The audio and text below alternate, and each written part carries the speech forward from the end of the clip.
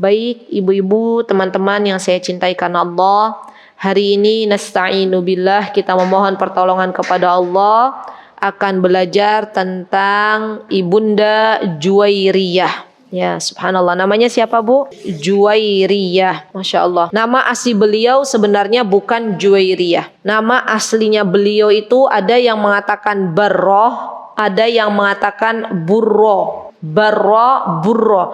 Bahasa Arabnya sama, ba sama ro. Ya, tulisannya barro, bedanya kalau barro ba-nya difathahkan, kalau burro ba-nya didommahkan. Maknanya beda, Bu. Subhanallah, bahasa Arab itu luar biasa. Walaupun hurufnya sama ba dan ro, kalau barro artinya adalah kebaikan. Kalau burro itu artinya gandum. Beda kan ya? Padahal tuh Masya Allah, kalau penulisannya ba sama ro sama, cuman beda di ba-nya aja. Yang satu fathah, yang satu dhammah. Tapi maknanya sudah jauh banget gitu ya. Yang satu burro itu maknanya gandum, barro itu maknanya kebaikan. Nah, Rasulullah SAW mengganti nama barro ini, mengganti nama burro. Ada yang mengatakan burro, ada yang mengatakan barro dengan Juwairiyah. Jadi nama Juwairiyah pemberian dari Nabi kita Muhammad sallallahu alaihi wasallam. Subhanallah. Jadi terkadang ya Bu, nama itu kalau orang Arab mengatakan likul ismin nasabah. Likul ismin nasabah, setiap nama itu punya nasibnya masing-masing. Jadi kan kita kalau mau memberikan nama kepada anak-anak kan kita mikir ya Bu, kira-kira anak kita ini saya beri nama ini, misalnya saya beri nama kalau putri kami Aisyah. Itu harapan kami agar putri kami bisa mencontoh Ibunda Aisyah radhiyallahu anha dengan kecerdasannya misalnya. Maka apapun yang kita niatkan Allah akan kasih. Jadi hati-hati ibu-ibu kalau mau memberikan nama, lihat dulu artinya seperti apa. Jangan hanya itu bahasa Arab ya. Ibu-ibu kasih nama padahal subhanallah namanya tidak bagus artinya. Misalnya laki-laki dinamain dengan Abu Lahab. Misal, jangan sampai dinamakan ini karena Abu Lahab itu kan musuhnya Islam gitu ya. Atau misalnya perempuan dinamain dengan Ummu Jamilah misalnya. Nah, itu juga jangan, itu istrinya Abu Lahab. Jadi harus dipahami dulu kira-kira maknanya seperti apa. Karena setiap orang akan Allah berikan sesuai dengan namanya. Atau biasanya kalau orang Indonesia itu memakai bahasa-bahasa Jawa ya Bu. Misalnya namanya Wening, artinya apa? Bening katanya ya. Atau ya nama lainnya ibu-ibu harus tahu ya. Misalnya nama saya itu artinya nopo Pak. Kalau namanya artinya tidak baik boleh misalnya minta diganti. Tapi kalau namanya itu baik misalnya Masya Allah dilanjutkan. Ya Alhamdulillah baik. Nah namanya adalah Burro, bapaknya namanya Haris ya. Jadi kalau kita lihat nasabnya Al-Haris. Burro bin Al-Haris bin Abi Dirar bin Habib bin Al-A'id bin Malik bin Jazimah. Kalau ibu-ibu bingung, kita ambil bapaknya saja sama kakeknya sama mbak buyutnya. Sepakat ya namanya sudah diganti jadi Juwairiyah. Juwairiyah bin Al-Harith bin Abi Dirar bin Habib. Nah, beliau ibu-ibu dari suku namanya suku Khuza'ah. Ada pula yang mengatakan bahwa Juwairiyah ini dari suku Mustaliq. Maka orang Arab biasa mengenal nama Bani Mustaliq. Bani Mustaliq itu keturunannya orang-orang suku Mustaliq. Dan ini suku yang besar Bu. Di kabilahnya Ibunda Juwairiyah ini beliau berasal dari suku yang disegani oleh orang-orang Arab zaman dahulu. Kan yang namanya kabilah atau suku itu berlevel-level Bu. Ada yang sukunya biasa levelnya gitu ya. Ada yang sukunya itu sudah suku bangsawan. Nah, Bani Mustaliq ini termasuk dari kelas suku bangsawan. Dan Juwairiyah ini Bu, subhanallah, beliau ternyata putri dari pemuka atau kepala suku. Jadi Juwairiyah ini putri dari kepala suku Bani Mustaliq. Jadi dulu kepala sukunya Bani Mustaliq itu dipimpin oleh ayahnya Juwairiyah, yaitu Al-Haris. Jadi sekali lagi bahwa Juwairiyah ini subhanallah Bu, bisa dibayangkan nggak? Seorang kabilah, seorang kepala suku punya anak, punya gadis, namanya siapa? Juwairiyah. Berarti ibunda Juwairiyah ini berasal dari kelas bangsawan. Ya subhanallah. Dari kelas, bukan dari suku yang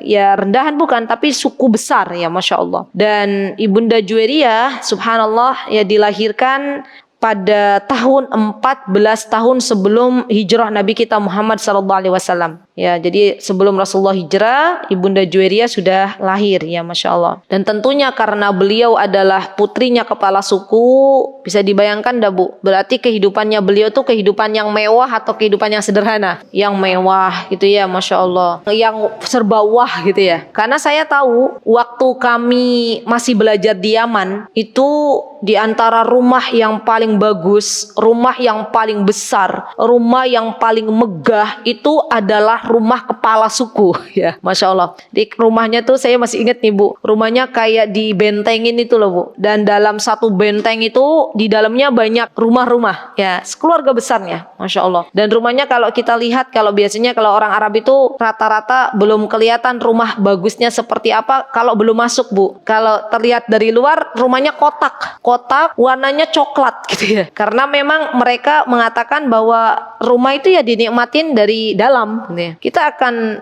melihat keindahan rumah seseorang, biasanya orang Arab itu kalau sudah masuk ke dalam. Kalau hanya melihat gerbangnya saja ya kotak saja, nggak ada apa-apanya. Beda sama kita orang Indonesia ya Bu ya. Orang Indonesia kan biasanya pernak-pernik adanya di mana? Di luar. Di dalamnya biasa ya. Padahal yang menikmati itu siapa Bu sebenarnya? Ya kita. Tapi justru malah orang lain yang menikmati. Ya subhanallah. Nah, ibunda Juwairiyah ini, ibu-ibu, adalah putrinya Al-Haris. Dan subhanallah beliau hidup dalam kemewahan, beliau hidup dalam kemegahan ya masya Allah. Sampai akhirnya terjadilah sebuah peperangan. Namanya peperangan Muraisi'. Ada para ulama sirah menyebutnya, ada yang menyebut peperangan dinamakan Muraisi' karena mengambil tempat di sebuah sungai yang ada di situ, namanya Sungai Muraisi'. Ada juga yang mengenalnya dengan peperangan Bani Mustalik. Itu terjadi pada tahun 5 Hijriah. Di setelah Nabi kita Muhammad SAW hijrah ke kota Madinah. Nah, pada tahun kelima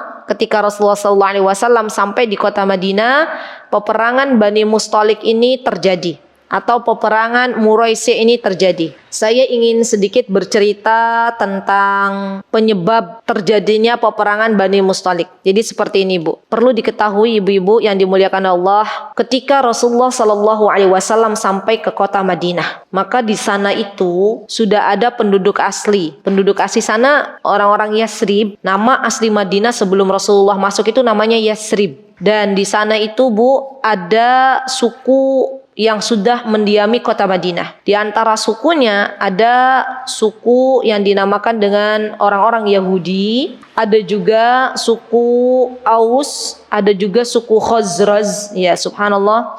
Dan di sana Rasulullah SAW datang, beliau tidak langsung mengusir orang-orang yang sudah berada di kota Madinah, di kota Yasrib. Di beliau Rasulullah SAW ketika sampai di kota Yasrib, beliau memulai ya karir beliau ketika berada di kota Yasrib dengan 3 tahapan. Jadi membagi penduduk kota Yasrib itu dengan 3 tahapan ya. Tahapan yang pertama beliau lakukan adalah bagaimana menjadikan orang-orang beriman yang sudah beriman kepada Allah dan Rasulnya memiliki hubungan yang baik dengan Allah. Itu tahapan pertama. Jadi beliau mulai membangun masjid, ya kan? Itu yang pertama kali dibangun oleh Rasulullah SAW, ya subhanallah. Dan dari masjidlah akhirnya subhanallah kemuliaan Islam itu berkembang. Ya. Jadi kalau kita pengen ikut tahapannya Rasulullah, seharusnya masjid ini bukan hanya sebagai tempat untuk sholat Bu, tapi dijadikan sebagai tempat untuk memakmurkan jamaahnya. Kalau dulu Rasulullah SAW senantiasa mengajar para sahabat ridwanullahi alaihim ya di masjid. ya, sebagai tempat belajar, sebagai tempat untuk memakmurkan jamaah, bagaimana caranya, ya itu semua berawal dari masjid. Nah, yang kedua, tahapan yang dibuat oleh Rasulullah SAW ya adalah bagaimana menghubungkan antara orang-orang yang beriman dengan orang-orang yang beriman. Ya, di dulu itu kan orang beriman terbagi menjadi dua ya Bu. Ada pendatang, namanya siapa kalau pendatang? Muhajirin, ada orang-orang Ansor. Ya, maka tahapan kedua Rasulullah SAW adalah menyatukan orang-orang Ansor dengan orang-orang Muhajirin. Masih ingat kisahnya Bu? Masih atau ibu-ibu baru pernah mendengar pertama kali? Gimana Bu? Jadi subhanallah, orang-orang Muhajirin ini adalah orang-orang yang dulunya mereka keluarga besarnya ada di kota Mekah. Kemudian mereka pindah ke kota Madinah untuk berhijrah. Nah, orang-orang Muhajirin ini ibu-ibu, mereka rela meninggalkan rumah mewah mereka. Mereka rela kadang meninggalkan anak-anak mereka yang belum beriman kepada Allah. Mereka ke Madinah ya untuk berhijrah, subhanallah. Dan di sana ada orang-orang Ansor yang siap menyambut mereka. Dan orang-orang Ansor itu subhanallah luar biasa ya Bu. Ini yang harus kita lakukan. Orang-orang Ansor ketika tahu orang-orang Muhajirin hijrah ke kota Yathrib, mereka benar-benar welcome, ahlan wa sahlan. Bahkan mereka menyambut dengan penuh kegembiraan. Wahai orang-orang Muhajirin, apa yang dibutuhkan oleh kalian? Ada sebagian orang Ansor mengatakan, kami punya rumah lebih dari satu, silahkan ambil rumahnya. Kami punya istri, sebagian orang Ansor mengatakan begitu, lebih dari satu, ambil yang paling cantik, silakan boleh kau nikahi, saya akan ceraikan. Subhanallah Bu. Dan ini yang seharusnya kita lakukan di negara kita Indonesia Raya.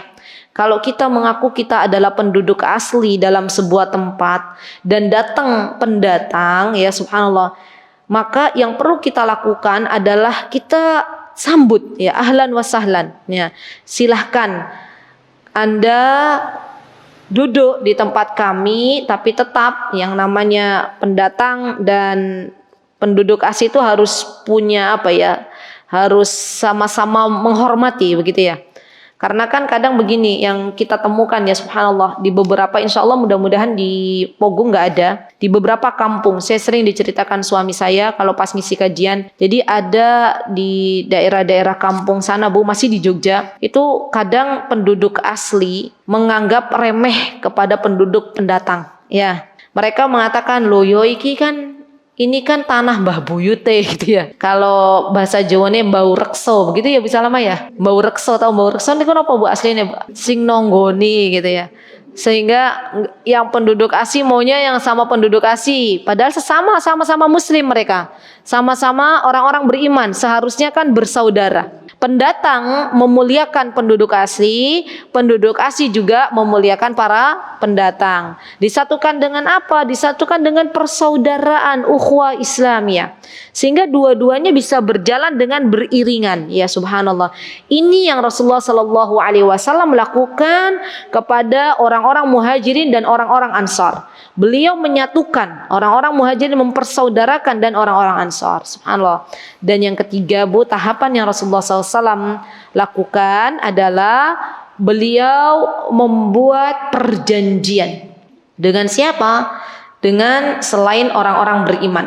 Ya, seperti orang-orang Yahudi di sana, yang mana kita tahu orang-orang Yahudi mereka itu memang sudah lebih dulu. Monggo Ibu bisa ditempati di sebelah sini Bu, silahkan Mbak. Atau boleh pilih sebelah kiri saya atau sebelah kanan, boleh silahkan. Ya selamat datang. Masya Allah, anak-anaknya lagi pada libur ya, putri-putrinya, Masya Allah. Baik, kita lanjutkan ya ibu-ibu. Jadi beliau itu mengajak perjanjian, diskusi. Apa yang Rasulullah SAW diskusikan kepada orang-orang yang kala itu belum mau menerima Rasulullah SAW sebagai seorang pemimpin? Beliau mengatakan kita adakan toleransi. Ya, subhanallah, berarti Bu, yang mengadakan pertama kali toleransi dalam hubungan beda agama itu adalah Rasulullah SAW.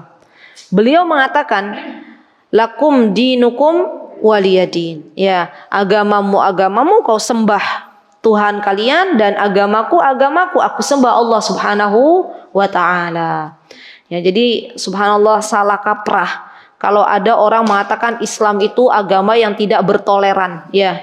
Padahal Islam itu adalah agama yang bertoleransi, memberikan toleransi. Rasulullah Shallallahu Alaihi Wasallam tidak lantas mengusir orang-orang Yahudi yang tidak mau ikut tunduk dalam menjalani apa-apa yang telah diperintahkan oleh Rasulullah. Rasulullah tetap menghargai mereka. Yang penting kita ada perjanjian, ya Masya Allah. Bu, ketahuilah Bu, orang Islam itu kalau sedang memimpin pasti akan ada ketentuan-ketentuan yang itu ketentuan peraturannya baik untuk sesama, semuanya dilindungi, ya.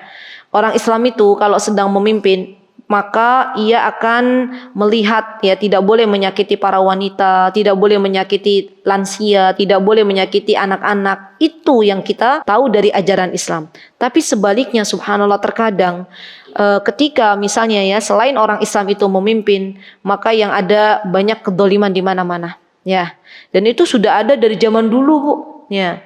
Dan sejarah itu pasti akan terus berulang. Ya, subhanallah. Kalau saya bertanya, kenapa orang-orang Yahudi itu nggak mau tunduk kepada Rasulullah SAW, nggak mau ikut, ya, mereka nggak mau dipimpin oleh Rasulullah SAW. Kira-kira apa, Bu? Jawabannya, Bu? Karena orang Yahudi itu mengira bahwa Nabi terakhir itu, Bu, dari bangsanya mereka, yaitu Bani Israel. Ya, orang Yahudi itu berharap nanti Nabi terakhir itu dari Bani Israel. Kan mereka sudah ada tuh nabi-nabi terdahulu dari Bani Israel, misalnya Nabi Musa, begitu ya. Nah, ini mereka berharap bahwa nabi terakhir yang Allah utus itu dari Bani Israel. Ternyata Allah turunkan nabi terakhir bukan dari Bani Israel tapi dari Arab, ya. Maka orang Yahudi nggak mau menerima, nggak mau tunduk kepada Rasulullah SAW, walaupun pada waktu itu yang memimpin kota Madinah sudah ada pada diri Rasulullah SAW. Jadi Rasulullah sudah berjanji, sudah melakukan sebuah perjanjian, sudah kita hidup damai, kata Rasulullah, ya, tidak boleh saling mengganggu. Itu perjanjian yang bagus nggak, Bu, sejatinya, Bu? Perjanjian yang bagus, alhamdulillah. Orang-orang Yahudi tidak diusir oleh Rasulullah SAW. Yang penting jangan sampai ada saling mengganggu. Subhanallah, ternyata, ya, Bu, subhanallah, ketika, ya, namanya orang-orang gak beriman, ya, itu di mana-mana subhanallah kadang gak menepati janjinya. Pada tahun 5 Hijriah terdengar kabar kalau Bani Mustalik, ya, Bani Mustalik kaumnya siapa? Kaumnya Ibunda Juwairiyah. Bapaknya Ibunda Juwairiyah yaitu Al-Haris, beliau telah mengadakan sebuah persiapan untuk mengepung kaum muslimin. Ya, subhanallah. Beliau pasukannya bukan hanya berasal dari Bani Mustalik, tapi beliau juga ngajak orang-orang Arab yang memusuhi Islam. Jadi diajak tuh, Bu, ayo siapa yang mau barengan nih kita memerangi kaum muslimin, ayo siapa-siapa. Jadi banyak tuh kabilah-kabilah yang memang mereka anti Islam diajak oleh Al-Haris ini untuk memusuhi Islam. Rasulullah SAW waktu itu tidak lantas membenarkan berita tersebut. Beliau mengutus utusan Rasulullah SAW. Nah, ini taktik perang ini begini, Bu, ya. Jadi beliau mengutus utusan beliau, dan yang diutus adalah Buraidah, ya, Buraidah bin Husayb. Ini utusan dari kaum muslimin melihat benar nggak orang-orang Bani Mustalik sudah mempersiapkan. Kan biasanya kalau peperangan kan ada persiapan-persiapan, ya, Bu. Kuda-kuda, unta-unta semua dilatih, mesti kelihatan. Dan betul, Bu, ternyata Bani Mustalik sudah mempersiapkan sedemikian rupa ingin memerangi kaum muslimin. Maka Rasulullah SAW pun bersiap-siap, Bu, ya, bersiap-siap.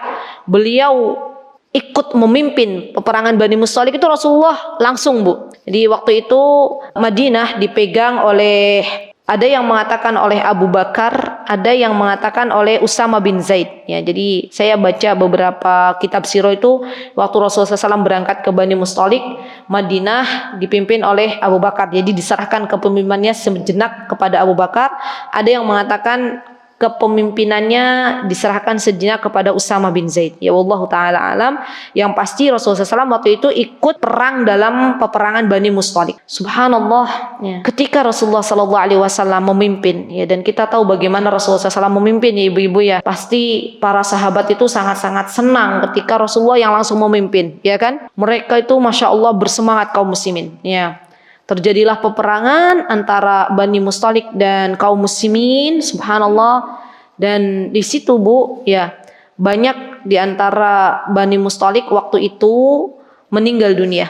Ya, jadi meninggal dalam peperangan tersebut dan hanya satu korban dari kaum muslimin, itu pun salah sasaran. Ya, dikiranya yang dibunuh oleh kaum muslimin itu adalah orang dari kalangan orang Bani Mustalik. Padahal dia adalah orang dari kaum muslimin. Ya, subhanallah. Dan subhanallah, waktu itu kenapa orang-orang Bani Mustalik akhirnya berpecah belah? Ya, dan ini janji yang telah digambarkan oleh Allah Subhanahu wa taala, sesungguhnya orang-orang kafir itu, Bu, tidak ada persatuan di antara mereka. Mereka itu saling hasad, saling dengki sehingga terpecah belah. Walaupun mungkin kita melihat ya dari secara zahir kayaknya orang-orang yang tidak beriman itu bersatu padu. Sebenarnya tidak, ya. Karena Allah sudah menggambarkan bahwa mereka itu berpecah belah. Buktinya apa?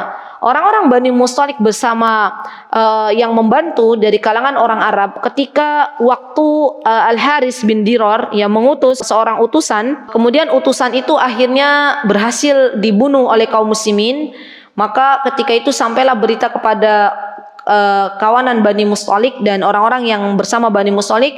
Setelah itu mereka pada ketakutan. Ya, satu persatu orang-orang Arab yang waktu itu ingin membela bareng Bani Mustalik, mereka satu persatu akhirnya berpencar. Subhanallah.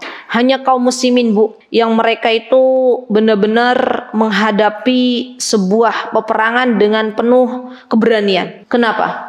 Kenapa demikian? Coba ibu-ibu ada yang bisa memberikan jawaban kepada saya. Kenapa kira-kira? Apapun yang terjadi kaum muslimin itu berani, Masya Allah. Kenapa kira-kira, Bu? Karena syahid yang dicari oleh mereka. Iya enggak? Syahid itu kan sesuatu yang dicari kan? Subhanallah, menjadi syahid, menjadi syuhada itu sesuatu yang dicari oleh kaum muslimin, Bu. Lah orang sudah rindu untuk mendapatkan syahid, maka mau nggak mau mereka nggak mundur.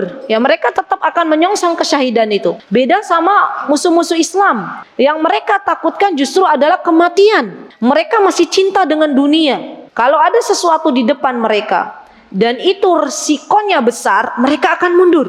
Ya. Yang mereka inginkan tuh hanya harta rampasan perang, tidak lebih dari itu.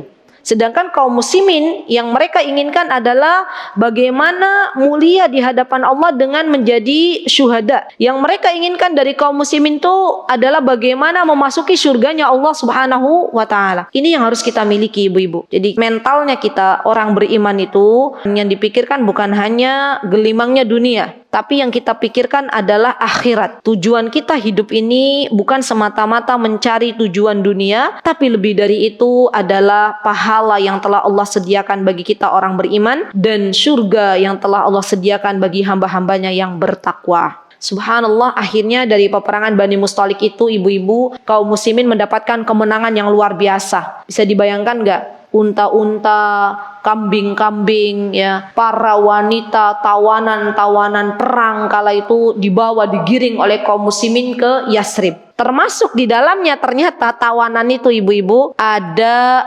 Juwairiyah. Ya, jadi tawanan. Bapaknya Juwairiyah Al-Haris waktu itu sempat berhasil untuk lolos, ya, sempat lari. Dan suaminya Juwairiyah, jadi Juwairiyah ini sebelum menikah dengan Rasulullah SAW, beliau sudah memiliki suami. Jadi beliau ketika menikah dengan Rasulullah dalam keadaan janda. Suaminya Juwairiyah adalah Musaffi' bin Safwan. Suami pertamanya ibunda Juwairiyah itu namanya Musaffi' bin Safwan. Nah, Musaffi' ini, nah ibu-ibu tuh hati-hati tuh, Musaffi' dilihat dulu artinya apa, jangan asal pakai nama ya.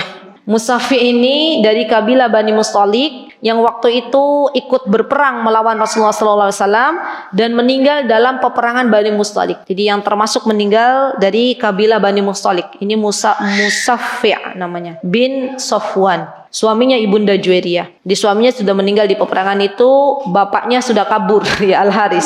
Jadi Juwairiyah tuh bisa dibayangkan nggak, Bu? Anak pemuka kaum berada dalam tawanan kaum muslimin begitu ya. Beliau ketar-ketir itu. Ya Allah, ini kok jadi seperti ini mungkin ya. Akhirnya apa, Bu? Subhanallah, Rasulullah itu subhanallah ya, manusia pilihannya Allah ya. Beliau tahu ketika ada tawanan-tawanan dari kaum wanita, tawanan dari anak-anak, beliau memuliakan, ya subhanallah. Beda loh, Bu, kalau yang menjadi tawanan itu adalah seorang muslimah ditawan oleh orang gak beriman. Kira-kira nih, musuh Islam ketika punya tawanan muslimah, apakah mereka memuliakan? Tidak, ya. Mereka justru mohon maaf akan melecehkan gitu, mohon maaf ya. Tapi orang beriman, kaum muslimin, ketika ada tawanan dari kalangan wanita, ada tawanan dari kalangan lansia, ada tawanan dari orang-orang anak-anak kecil, mereka memuliakan. Allahu Akbar, bedanya itu, ya subhanallah. Dan akhirnya dari tawanan-tawanan yang banyak itu kurang lebih 700 orang Bu yang ditawan waktu itu, dibagi-bagi. Jadi tawanannya dibagi-bagi. Pas Ibunda Juwairiyah mendapat jatah Sabit bin Qais. Jadi Sabit bin Qais tuh pas dapat Juwairiyah. Ini tawanan Juwairiyah ini, Ibunda Juwairiyah pas bagiannya Sabit bin Qais. Ya subhanallah. Tapi Ibunda Juwairiyah nggak mau. Ya Rasulullah, saya nggak mau sama Sabit bin Qais. Saya mau membayar, katanya. Saya mau menebus diri saya. Tapi dengan diangsur. Iya betul. Jadi itu memang boleh kalau misalnya tawanan dia ada tebusannya, maka boleh ditebus. Masih ingat ibu-ibu putrinya Rasulullah Sallallahu Alaihi Wasallam? Masih ingat nggak kisah putrinya Rasulullah? Yaitu Zainab. Ingat nggak? Waktu itu kan suaminya Zainab ditawan, ya kan? Tertawan. Dan putrinya Rasulullah Zainab itu punya kalung yang diberikan oleh ibunda tercintanya, yaitu Khadijah. Dan putrinya Rasulullah Zainab mengutus seorang utusan, tolong ini kalung dibawa ya ke hadapan Nabi kita Muhammad, ke hadapan Rasulullah. Dan saya mau menebus suami saya, gitu ya, subhanallah. Jadi boleh. Ya. Nah, Ibunda Juwairiyah juga mengatakan begitu. Wahai Muhammad, gitu ya, saya menebus diri saya dengan diangsur, gitu ya. Dan Rasulullah SAW mengatakan, wahai Burro, waktu itu ya belum namanya Juwairiyah, maukah aku tawarkan engkau kepada yang lebih baik, gitu ya. Maka tawar-menawar, nego, apa kira-kira yang lebih baik? Yang lebih baik adalah engkau akan saya nikahi. Ya Masya Allah, wah Masya Allah, Ibunda Juwairiyah langsung seneng ya, Masya Allah. Ya iya, dapat istilahnya apa ya, nomplok gitu ya, Masya Allah, dapat rezeki yang luar biasa ya, Masya Allah. Seorang pemimpin, ya kan, beliau kehilangan bapaknya kan pemimpin, lari dari peperangan, dapat ya dinikahi oleh seorang pemimpin, yaitu Nabi kita Muhammad Sallallahu Alaihi Wasallam. Ya Masya Allah, akhirnya dinikahilah oleh Rasulullah Sallallahu Alaihi Wasallam dan beliau masuk dalam keluarga nubuwah. Ya subhanallah. Ketika Ibunda Juwairiyah itu dinikahi oleh Rasulullah SAW, waktu itu Ibunda Aisyah sempat bercerita, Bu, ya. Kata Ibunda Aisyah, saya tuh waktu lihat Juwairiyah, ya, waktu lihat Burrah, waktu sebelum masuk Islam itu, dia adalah wanita yang cantik, katanya ya. Wanita yang cantik, perangainya cantik, manis ya. Apa Bu? Kaya gitu ya. Glowing. Biasanya kalau yang dari bangsawan tuh kan mukanya benar-benar dirawat, begitulah ya. Wah, ini sampai sempat rodo-rodo cemburu. Wah, ternyata kabarnya beliau jadi istrinya Rasulullah SAW, ya Masya Allah. Jadi subhanallah, Ibunda Juwairiyah akhirnya maduan sama Ibunda Aisyah, ya, masuk dalam keluarga Nabi kita Muhammad SAW. Subhanallah Bu, beliau ya subhanallah, namanya hidayah kan kita nggak pernah tahu kepada siapa Allah turunkan ya. Setelah Ibunda Juwairiyah itu dinikahi Rasulullah SAW, ya Masya Allah, beliau langsung benar-benar mencintai Islam. Ya, pernah kejadian sebelum beliau dinikahi Rasulullah SAW itu sempat kejadian datang dari kaumnya, ya, datang dari utusan bapaknya Juwairiyah menawarkan kepada Juwairiyah ini, kamu mau nggak kalau saya tebus gitu ya. Dan ketika itu Rasulullah SAW mengatakan, silahkan saya kembalikan kepada Juwairiyah ini, mau pilih kami orang beriman atau pilih kaummu. Subhanallah, Ibunda Juwairiyah langsung memilih orang beriman. Ya, itulah hidayah. Hidayah itu mahal, ya. Hidayah dari Allah itu adalah sebuah rizki yang kita tidak bisa beli walaupun dengan miliaran uang, ya. Dan subhanallah, hidayah akhirnya Allah berikan kepada Ibunda Juwairiyah, bisa menjadi istrinya Rasulullah SAW, bisa menjadi ummahatul muminin, dan di saat itu beliau langsung subhanallah menjadi wanita yang suka ya beribadah kepada Allah Subhanahu wa taala. Subhanallah. Allahu Akbar. Jadi beliau tuh benar-benar kegemarannya sekarang sholat, ya. Jadi kalau dulu mungkin beliau waktu berada di istana ayahnya, ya, keberadaan beliau mungkin hanya berfoya-foya. Setelah Islam hadir, setelah hidayah menyapa, beliau langsung menjadi seorang wanita yang ahli ibadah, seorang wanita yang benar-benar taat kepada Rasulullah Sallallahu Alaihi Wasallam, ya, seorang wanita yang banyak berzikir waktu itu. Sampai pernah sebuah kejadian, Bu, Ibunda Juwairiyah itu habis subuh, beliau tetap duduk, ya, tetap duduk di tempatnya, beliau berzikir sampai Rasulullah SAW pulang dari masjid, ya, pulang dari masjid. Rasulullah masih melihat Ibunda Juwairiyah tuh masih duduk di tempat sholatnya, ya, di rumah. Kemudian Rasulullah SAW mengatakan, ya, wahai Juwairiyah, maukah aku beritahukan sesuatu zikir yang mana zikir ini lebih baik ya daripada apa yang engkau lakukan, zikir-zikir dari saya berangkat masjid sampai saya pulang kembali. Maka kemudian Ibunda Juwairiyah mengatakan, bala ya Rasulullah, saya mau ya Rasulullah, beritahukan kepadaku zikir apa. Kemudian Rasulullah SAW memberitahukan kepada Ibunda Juwairiyah dengan sebuah zikir yang biasa kita ucapkan di pagi hari. Apa zikirnya? Subhanallah wa bihamdihi adada khalqihi wa ridha nafsihi wa zinata arsyihi wa midada kalimati. Itu zikir yang Rasulullah SAW ajarkan kepada Ibunda Juwairiyah. Maka saya nasihatkan diri saya dan ibu-ibu semuanya, jangan tinggalkan zikir ini. Kalau pagi hari baca Subhanallah wa bihamdihi adada khalqihi wa ridha nafsihi wa zinata arsyihi wa midada kalimati. Biasanya dibaca berapa kali? 3 kali. Karena ini keutamaannya luar biasa. Bisa dibayangkan Ibunda Juwairiyah duduk dari Rasulullah SAW berangkat ke masjid sampai Rasulullah balik lagi, kata beliau zikir ini Subhanallah wa bihamdihi adada khalqihi wa ridha nafsihi wa zinata arsyihi wa midada kalimati, ini lebih baik. Subhanallah. Maka dari itu ini diantara hadis yang diriwayatkan oleh Ibunda Juwairiyah. Ya, hadis yang diriwayatkan oleh Bunda Juwairiyah adalah zikir ini Subhanallah wa bihamdihi adada khalqihi wa ridha nafsihi wa zinata arsyihi wa midada kalimati. Allahu akbar. Dan Ibunda Juwairiyah juga terkenal dengan ahli saum, Bu. Jadi beliau itu rajin puasa. Bahkan subhanallah ya, kalau kita mengenali, kita mendengar ibunda-ibunda istri-istri Rasulullah SAW, hampir rata-rata mereka itu ahlus saum. Ya, hampir rata-rata mereka itu ahli qiyamul lail. Ya, kalau malam bangun, yang menangisi dosa-dosanya. Mereka juga ahli ibadah, ya Masya Allah. Dan ini sifat-sifat yang dimiliki oleh ummahatul mukminin, ya Masya Allah. Nah, ibu-ibu, lebih dari itu yang paling luar biasa, subhanallah, setelah Rasulullah SAW mengikrarkan bahwa Juwairiyah saya nikahi, seketika itu Rasulullah meminta kepada para sahabat ridwanullahi alaihim untuk mengumumkan kepada tawanan bahwa dengan dinikahinya Juwairiyah ya untuk menjadi istri Rasulullah SAW, maka seluruh tawanan Bani Mustalik dimerdekakan. Allahu Akbar. Maka Ibunda Aisyah mengatakan, sungguh Juwairiyah ini adalah wanita yang membawa keberkahan bagi kaumnya. Subhanallah. Bisa dibayangkan enggak, Bu?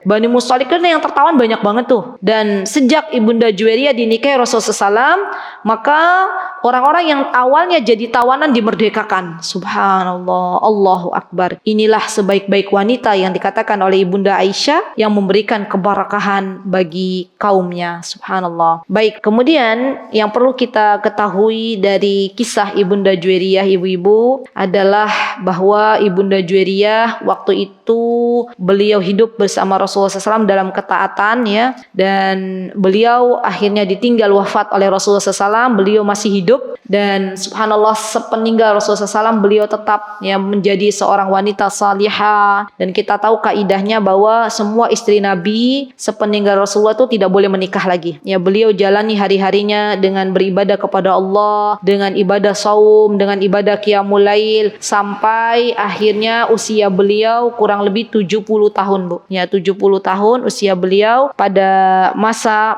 ketika itu dipimpin oleh Muawiyah bin Abi Sufyan, baru kemudian beliau dipanggil oleh Allah Subhanahu wa taala ya, radhiyallahu anha. Semoga Allah Subhanahu wa taala meridhoi Ibunda Juwairiyah. Amin. Allahumma amin. Baik, ibu-ibu yang dimuliakan oleh Allah, ada yang ingin saya sampaikan berdasarkan apa yang sudah kita dengar. Kita akhirnya mengetahui bahwa ternyata di antara cara berdakwah Rasulullah SAW, di antara cara berdakwahnya kan banyak ya. Di antara cara berdakwahnya beliau adalah menikahi anak kepala suku. Ya, tujuannya apa? Karena kalau beliau sudah menikahi anak kepala suku, beliau memiliki harapan agar kepala sukunya masuk ke dalam Islam. Dan betul akhirnya Al-Haris ya bin Abi Dhirar, bapaknya Juwairiyah, masuk Islam, Bu, dan menjadi sahabat Rasulullah SAW. Subhanallah. Lihat bagaimana luar biasanya taktik dakwah Rasulullah SAW. Dan orang-orang Bani Mustalik yang awalnya memusuhi Islam, ketika tahu Rasulullah SAW menikahi Ibunda Juwairiyah, akhirnya mereka pun berbondong-bondong ya masuk ke dalam Islam. Subhanallah. Dan peristiwa ini, Bu, mengingatkan saya pada waktu kami masih belajar di Yaman. Jadi ceritanya ini kisah nyata. Kami memiliki seorang syekh.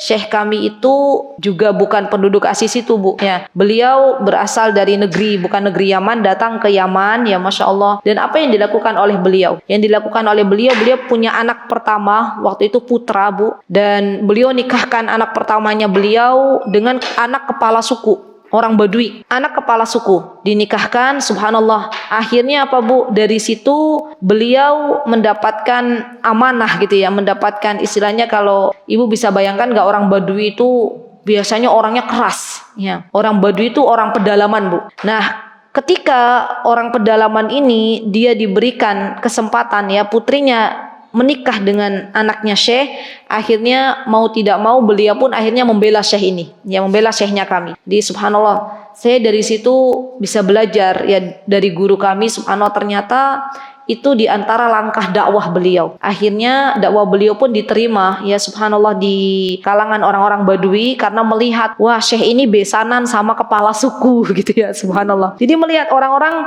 yang tadinya memusuhi ya, memusuhi, tidak suka dengan sunnah yang dibawa oleh Syekh, mereka lihat lagi, jangan memusuhi Syekh, dia itu besannya kepala suku. Jadi mikir orang situ. Masya Allah, dari situ berkembanglah Masya Allah sunnah ya Masya Allah subhanallah, semua atas pertolongan Allah. Dan itulah di antara taktik dakwah Syekh yang menikahkan putra beliau yang sulung dengan putrinya orang Badui. Kalau kita lihat, Bu, ya Allah, orang Badui itu ya putrinya nggak cantik-cantik banget gitu ya. Sedangkan putranya Syekhnya Masya Allah luar biasa ya, karena memang beliau berasal dari Cleopatra. Tahu Cleopatra nggak, Bu? Dari kalangan orang-orang Mesir ya. Dan itu kan bagus-bagus. Nabi Yusuf itu kan keturunannya kan bagus-bagus ya. Dan beliau rela Masya Allah, dengan pertimbangan dakwah beliau mau menikahkan ya putra pertamanya dengan anaknya orang Badui ya, Masya Allah, kepala suku, Masya Allah ya. Dan itulah mungkin di antara cara kita berdakwah itu bisa dengan mendekati kepala suku, karena biasanya kalau kepalanya itu udah ketangkep, Bu, maka bawahan-bawahannya, anak buahnya itu akan lebih mudah dikendalikan. Orang kepala sukunya aja sudah ikut gitu ya, daripada kita jawil yang anak buahnya belum tentu kepala sukunya bisa ikut. Tapi kalau kepala sukunya sudah kita jawil, sudah ikut, yang lain akan ikut ya Masya Allah. Lah ini pelajaran yang mau saya sharing ya, Bu. Jadi kapanpun kita berada ketika berdakwah, maka coba ya dekati kepala sukunya, berdakwalah dengan penuh al-hikmah bil mau'idah ya, dengan penuh hikmah, dengan penuh kelembutan. Semoga Allah Subhanahu wa taala memberikan hidayah kepada kepala suku, dan semoga Allah pun memberikan hidayah kepada pengikut-pengikutnya. Amin, Allahumma amin.